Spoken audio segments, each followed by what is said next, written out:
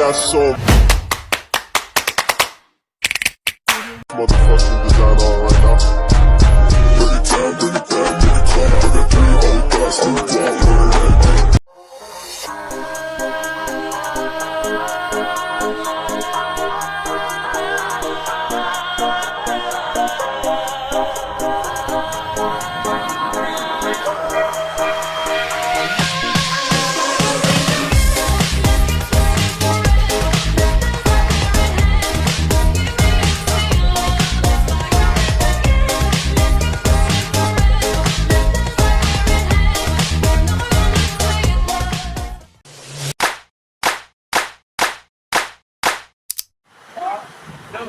Mohon maaf sebelumnya, nama Bapak siapa?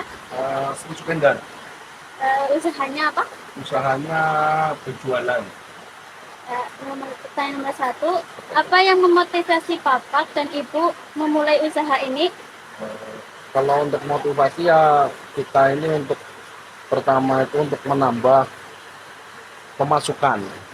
Jadi, bagaimana cara menghadapinya? Tantangan itu banyak sekali yang di dalam sebuah usaha, namun kita harus tetap tawakal menghadapinya karena semua itu sebuah tantangan itu akan membawa kita kepada suatu keberhasilan. Contoh saja kalau kita itu jualannya banyak yang bilang bahwasannya mungkin ada yang bilang itu jualannya kok nggak enak seperti ini, kita harus bercermin lagi apakah betul kita punya jualan itu seperti rasanya seperti itu, dan kita ini akan memperbaikinya karena setiap ada aduan ataupun setiap ada keluhan ataupun ada komplainan dari seorang pelanggan itu adalah sebuah ilmu buat masukan buat kita agar kedepannya itu lebih baik lagi dan merubah kemungkinan besar karena semua orang itu berbeda-beda. Jadi kita tidak perlu menanggapi dengan sebuah emosi ataupun dengan kemarahan hati. Cukup kita itu dengan pengalaman. Jadi apa yang mungkin kita berikan ke orang lain, kemungkinan itu rasanya mungkin kurang enak, mungkin ada yang salah ataupun ada yang kurang. Karena dunia bisnis itu banyak sekali untuk tantangan-tantangan dan banyak sekali persoalan-persoalan yang kadang kalau kita itu mengikutkan emosi, akhirnya usaha kita tidak akan jalan. Kesabaran tentunya dan juga berdoa kepada Allah Subhanahu wa Ta'ala. Berapa besar modal awalnya? Kalau untuk saya pribadi setiap kali usaha itu nggak pernah pakai modal yang besar. Yang utama itu adalah bagaimana cara kita untuk memasarkan produk itu sendiri. Kalau kita sudah punya pasaran, insya Allah modal itu akan dengan sendirinya akan tercipta. Ya karena dari dulu saya setiap usaha apapun nggak pernah memakai modal yang besar. Ya tidak sampai jutaan, bahkan nominalnya itu tidak sampai 1 juta.